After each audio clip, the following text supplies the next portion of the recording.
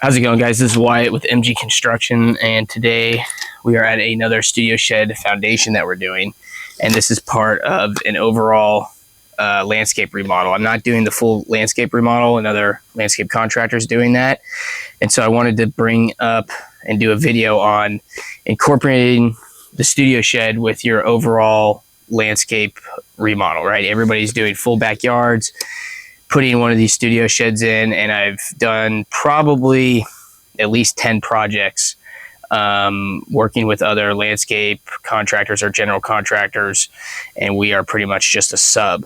And so I pretty much want to tell you how it should mesh together.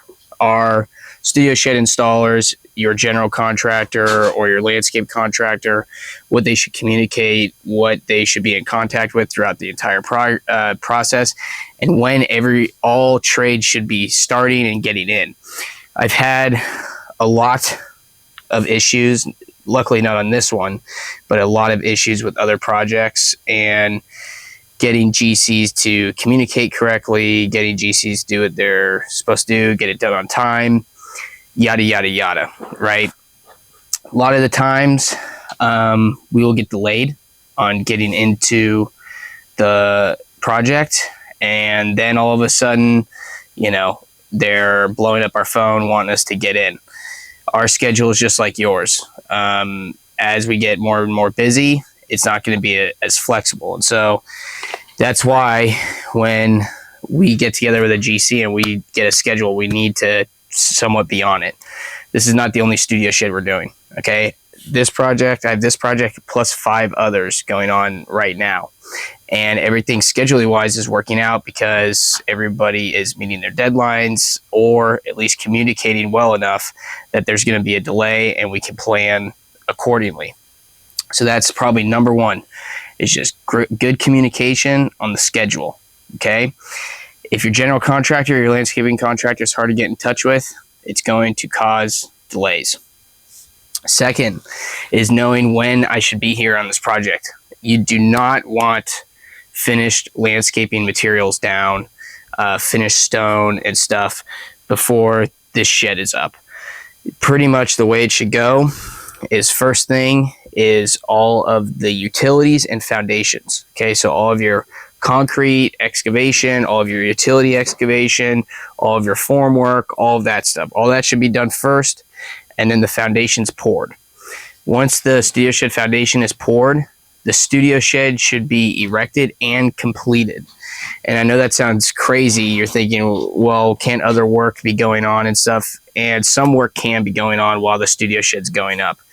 But in experience, we want one trade and one subcontractor here on site at a time, so that we're not getting in each other's ways, especially in these backyards. These backyards get tight, and especially on delivery days, we need the full backyard. We've got panels everywhere. We've got guys running around everywhere. We definitely need the space, and we cannot be competing for parking spots or competing for delivery space with other trades. So that's the one thing I ask is definitely respect that schedule, because many times I have been called later and there's finished landscaping, finished pavers, all that stuff, finished decks.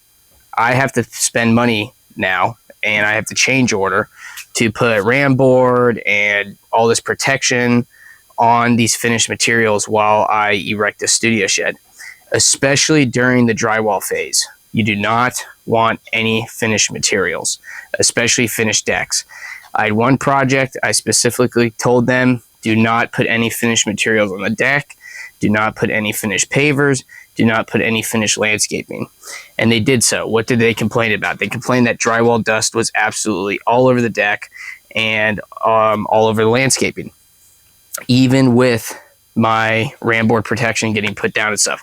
Drywall dust, especially during the sanding period and the mudding period, is the messiest, dirtiest thing you could ever do. You're going to track it everywhere. I do not care how clean you are, what protections you do.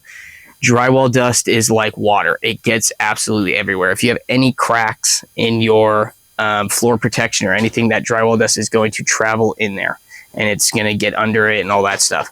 So that's why I say do not finish your backyard and then put a studio shed in.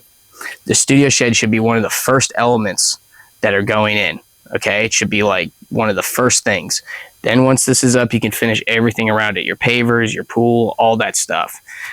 Because going to and from the studio, you're just going to be tracking stuff everywhere. So trust me on that and get it together.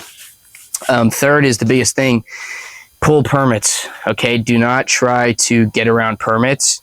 If you are already pulling a permit for your overall backyard, your studio shed should be in your plan set. Okay, do not try to get around inspectors. And if you're going to bring electrical to the studio shed, it's only 120 square feet. Fine, pull the electrical permit.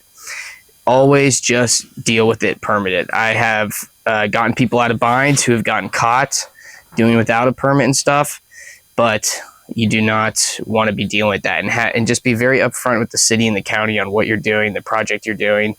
With these studio sheds and ADUs, they cannot deny you under 650 square feet. So you're guaranteed to get your project approved if it's 650 square feet or under. Neighbors cannot complain and get the city to stop it.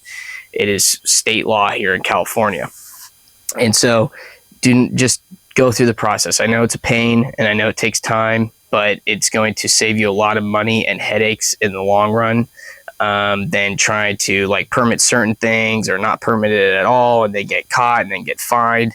I just read an article today in Belmont where I did do a studio shed there during a full backyard remodel.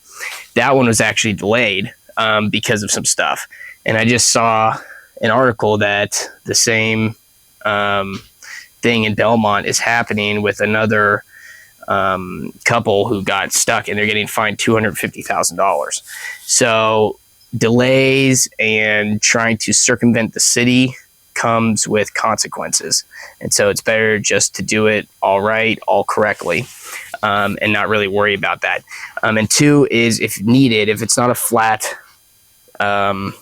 grade like this, get your engineering. Okay, most likely during a full remodel project like this, you're going to have your architect or designer, you're going to have your engineer, you're going to have everybody at studio shed, and then you're going to have your general contractor and your studio shed subcontractor. That's pretty much all the elements that are going to be involved in this project. And so make sure you have them all and stuff like that. But like I said, the biggest thing for me is communication, making sure everything is permitted and on the up and up and in the plan set. And then two, making sure the studio shed is one of the first things up in the backyard so that we're not causing problems putting this thing up. And some people are spending a lot of money on their backyards. We do not want to ruin finished surfaces, finished materials, all that stuff. We want to keep your backyard as pristine as possible and not have those issues. So this is just a few tips incorporating studio shed with an overall landscaping remodel and landscaping design. So I hope this worked out. If you guys have any more questions, comment, go ahead. Feel free to email me, call me. All my contact info will be here in the description, and hopefully I'll talk to you soon.